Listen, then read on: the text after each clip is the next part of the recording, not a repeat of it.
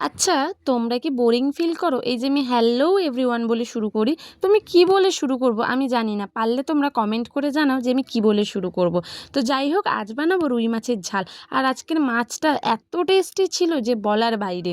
তো দেখো, মাছগুলোকে নুন হলুদ মাখিয়ে রেখে দিলাম, বড় বড় পিস করে এনেছে। তো যাই হোক, ভালো করে নুন হলুদ মাখিয়ে একে একে রেখে দিলাম মাছগুলোকে সুন্দর করে। তারপরে কড়াই বসিয়ে দিলাম, তারপরে গরম হয়ে গেলে তেল দিয়ে দেবো। এবার তেলটা গরম হয়ে গেলে একে একে মাছগুলোকে সুন্দর করে লাল করে এপিট ওপিট করে ভেজে নেব। আর দেখো, মাছগুলো না ভাজা দেখতেই এত সুন্দর লাগছে, মনে হচ্ছে যেন আবার ভাত মাখিয়ে খেয়ে নিই। তারপরে লেজাগুলো দিয়ে দিলাম, লেজাগুলোও দিয়ে একে একে ভেজে নিলাম। এরপরে ভাজা হয়ে গেলে ওই তেলেই অল্প করে কালো জিরে দিয়ে দেবো। তারপরে পেঁয়াজ কোচানো দিয়ে দেবো।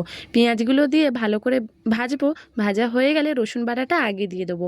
মা বলে আগে রসুন বাটাটা দিতে, তারপরে আদা বাটা দিতে। রসুনটা ভালো করে ভাজা হয়ে গেলে আদা বাটা দিয়ে দেবো। দিয়ে ভালোভাবে কষাবো। কষানো হয়ে গেলে দুটো টমেটো দিয়ে দেবো।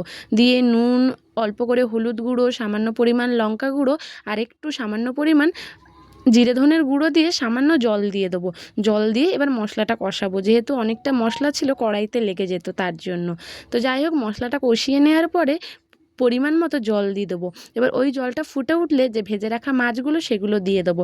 দিয়ে খানিকক্ষণ ঢাকা লাগিয়ে দেবো যাতে ভালোভাবে ঝোলের সাথে মিশে যায়।